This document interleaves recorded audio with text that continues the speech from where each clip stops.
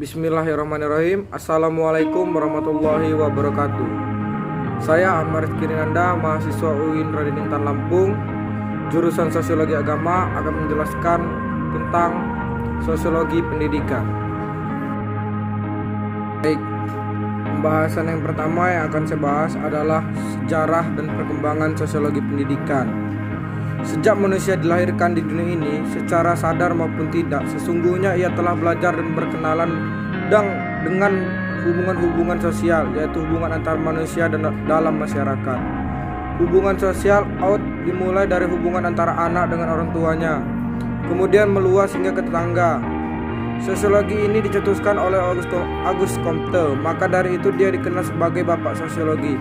Ia lahir di Montpellier tahun 1798. Ia merupakan seorang penulis kebanyakan konsep, prinsip, dan metode yang sekarang dipakai dalam sosiologi. Dewey.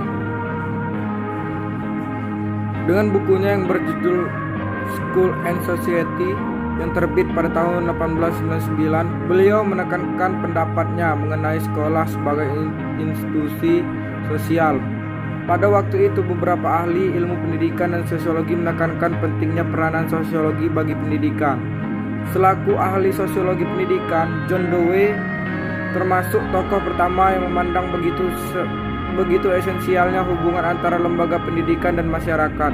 Menurut hasil pengamatan Dewey, terlihat nyata adanya perubahan struktur masyarakat dari bentuk semulanya yang bersahaja.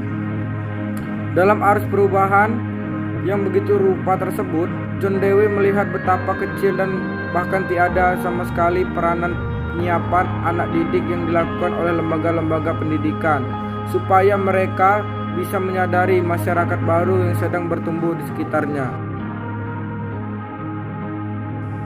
Oke, baik, selanjutnya adalah pengertian dari sosiologi pendidikan. Sosiologi berasal dari kata Yunani atau kata Latin socios dan kata Yunani logos. Socios berasal dari kawan, sahabat, sekutu, rekan, masyarakat. Logos berarti ilmu. Jadi sosiologi adalah ilmu yang mempelajari tentang masyarakat. Sedangkan pengertian pendidikan sendiri diartikan dari istilah pedagogik, berasal dari bahasa Yunani, terdiri dari kata pais artinya anak dan again diterjemahkan membimbing. Jadi pedagogik itu bimbingan yang diberikan kepada anak. Nah, sosiologi pendidikan adalah ilmu yang mempelajari tentang bagaimana kehidupan dalam pendidikan atau bagaimana berjalannya pendidikan di sekolah maupun di universitas. Adapun pengertian sosiologi pendidikan menurut para ahli. Sosiologi pendidikan menurut F.G. Robin adalah sosiologi khususnya yang tugasnya menyelidiki struktur dan dinamika proses pendidikan. Struktur mengandung pengertian teori dan filsafat pendidikan, sistem budaya, struktur kepribadian dan hubungan kesemuanya dengan tata sosial masyarakat. Sedangkan dinamika yakni proses sosial dan kultural, proses perkembangan kepribadian dan hubungan kesemuanya dengan proses pendidikan. Itulah pendapat dari ahli sosiologi yaitu F.G. Robbins. Baik, selanjutnya yaitu tujuan sosiologi pendidikan. Yang pertama, sosiologi pendidikan bertujuan menganalisis proses sosialisasi anak baik dalam keluarga, sekolah maupun masyarakat. Dalam hal ini harus diperhatikan pengaruh lingkungan dan kebudayaan masyarakat terhadap perkembangan pribadi anak. Misalnya, anak yang terdidik dengan baik dalam keluarga yang religius, setelah dewasa atau tua akan cenderung menjadi manusia yang religius pula. Anak yang terdidik dalam keluarga intelektual akan cenderung memilih mengutamakan jalur intelektual pula, dan sebagainya. Yang kedua, sosiologi pendidikan bertujuan menganalisis perkembangan dan kemajuan sosial. Banyak orang atau pakar yang beranggapan bahwa pendidikan memberikan kemungkinan yang besar bagi kemajuan masyarakat. Karena dengan memiliki ijazah yang semakin tinggi akan lebih mampu menduduki jabatan yang lebih tinggi pula, serta menghasilkan yang lebih banyak pula guna menambahkan kesejahteraan sosial. Di samping itu, dengan pengetahuan dan keterampilan yang banyak dapat mengembangkan aktivitas serta kreativitas sosial. Yang ketiga, sosiologi pendidikan bertujuan menganalisis suatu atau status pendidikan dalam masyarakat. Berdirinya suatu lembaga pendidikan dalam masyarakat sering disesuaikan dengan tingkatan daerah di mana lembaga pendidikan itu berada. Misalnya, perguruan tinggi biasa didirikan di tingkat provinsi atau minimal kabupaten yang cukup animo mahasiswanya serta tersedia dosen yang berbonafit. Yang keempat, sosiologi pendidikan bertujuan menganalisis partisipasi orang-orang terdidik berpendidikan dalam kegiatan sosial. Peranan atau aktivitas warga yang berpendidikan sering menjadi ukuran tentang maju dan berkembang kehidupan masyarakat. Sebaiknya warga yang berpendidikan tidak segan berpartisipasi aktif dalam kegiatan sosial, terutama dalam memajukan kepentingan atau kebutuhan masyarakat. Ia harus menjadi motor atau penggerak dari peningkatan taraf hidup sosial. Yang kelima, sosiologi pendidikan bertujuan membantu menentukan tujuan pendidikan. Sejumlah pakar berpendapat bahwa tujuan pendidikan nasional harus bertolak dan dapat dipulangkan kepada filsafat hidup bangsa tersebut, seperti Indonesia yang punya Pancasila sebagai filsafat hidup dan kepribadian bangsa Indonesia harus menjadi dasar untuk menentukan tujuan pendidikan nasional serta tujuan pendidikan lainnya. Dinamika tujuan pendidikan nasional terletak pada keterkaitannya dengan GBHN yang tiap 5 tahun sekali ditetapkan dalam sidang dan disesuaikan dengan era pembangunan serta kebutuhan masyarakat dan kebutuhan manusia.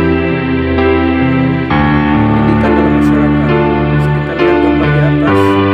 Disebutkan pola nilai, sikap, serta perilaku dalam berbagai variasi kompetensinya merupakan cara yang tepat dalam melakukan adaptasi terhadap lingkungan sekitarnya, baik lingkungan fisik maupun lingkungan sosial yang keberhasilan akan menentukan hidup dan kehidupannya. Keberhasilan suatu kelompok masyarakat mempertahankan dan mengembangkan diri menjadi khasanah pengetahuan yang dimiliki secara sosial. Ketika seseorang keluar berjalan maka untuk menjadikan sebuah khasanah pengetahuan dimiliki oleh penerus mereka, mulai mewarisi nilai, sikap, perilaku, dan kompetensi hidup dan kehidupan yang dimiliki terjadi dalam suatu suasana dan kejadian pendidikan yang berjalan alami dan membangun keluarga sebagai bagian dari proses kehidupan sosial masyarakat. Jika generasi tua meninggal, generasi penerus yang membawa nilai, sikap, perilaku, dan kompetensi yang relatif sama dengan pendahulunya untuk melanjutkan hidup dan kehidupannya. Peran sosial, edukatif, dan profesi guru.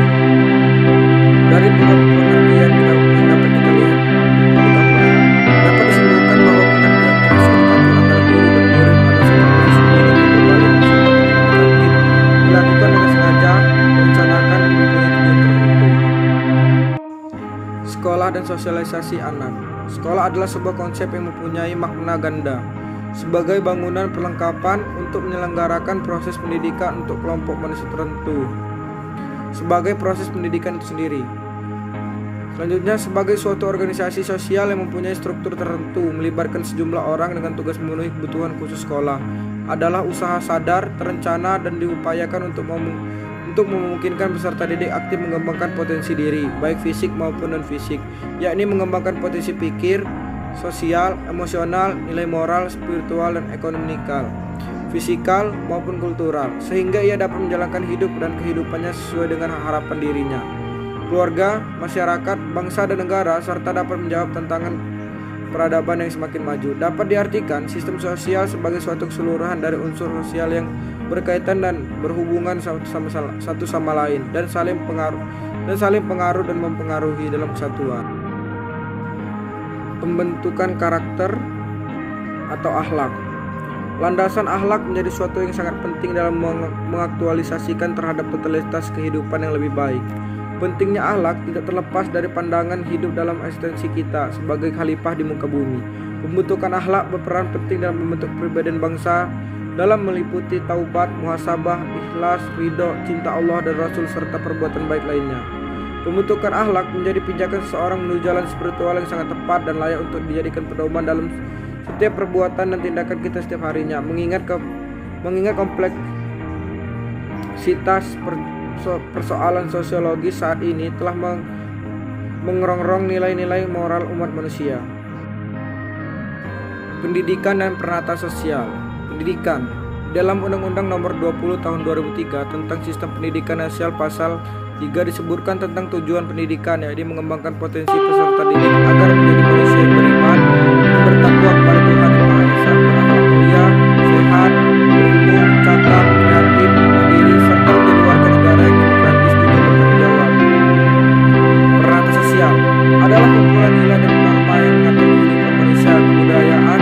Di dalamnya terdapat nilai, norma, dan perasaan juga merupakan pola balik tindakan dan tingkah laku manusia yang diperoleh melalui proses belajar dalam kehidupan sosialnya.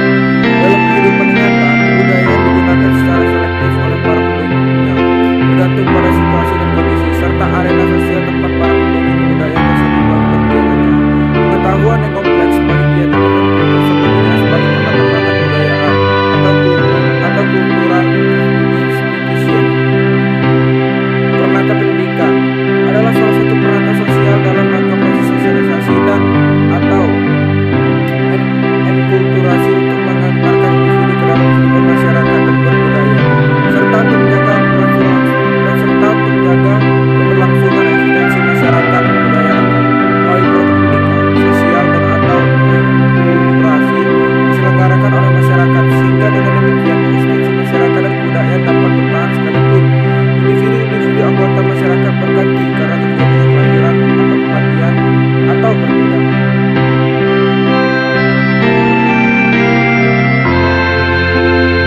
Pengertian stratifikasi sosial menurut Pikirim A. Sorokin. Perbedaan penduduk atau masyarakat ke dalam lapisan kelas secara bertingkat. Pikirim A. Sorokin dalam tulisannya yang berjudul Social Stratification mengatakan bahwa sistem lapisan dalam masyarakat itu merupakan ciri yang tetap dan utuh dalam masyarakat yang hidup teratur. Sedangkan menurut Dr. Hannes Robert Z. Lawang, stratifikasi sosial adalah penggolongan orang-orang yang termasuk dalam suatu sistem sosial tertentu ke dalam lapisan-lapisan hierarkis menurut dimensi kekuasaan, privilege, dan prestis. Macam-macam atau jenis-jenis stratifikasi sosial. Dalam bukunya, Syarifuddin menyebutkan bahwa macam-macam stratifikasi sosial terdiri dari beberapa kelompok. Yang pertama, stratifikasi pada masyarakat pertanian. Dalam masyarakat ini, sistem stratifikasi dilihat dari kepemilikan tanah. Yang kedua, stratifikasi sosial pada masyarakat feodal. Seperti yang kita ketahui, feodalisme merupakan sistem sosial politik yang memberikan kekuasaan yang besar pada golongan bangsawan, hampir sama dengan stratifikasi pada masyarakat pertanian. Pada masyarakat feodal, stratifikasi sosial dilihat dari kepemilikan tanah yang terdiri dari dua kelas, yakni para bangsawan dan buruh. Yang ketiga, stratifikasi sosial pada masyarakat industri. Pada masyarakat ini, sistem pelapisan sosial lebih bersifat terbuka, di mana seseorang memiliki kesempatan untuk melakukan mobilitas. Hubungan pendidikan dengan stratifikasi sosial. Pada hakikatnya, tidak ada masyarakat tanpa kelas. Definisi sistematik antara lain dikemukakan oleh Pikirim A. Sorokin bahwa pelapisan sosial merupakan perbedaan penduduk atau masyarakat ke dalam kelas-kelas secara bertingkat.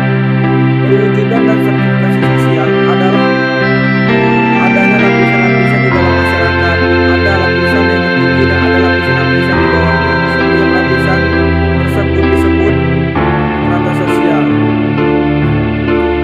B.J. Bauman menggunakan istilah tingkatan atau dalam bahasa Belanda disebut state, yang golongan manusia yang ditandai dengan satu cara hidup dan kesadaran akan beberapa hak istimewa tertentu dan menurut prinsip kemasyarakatan.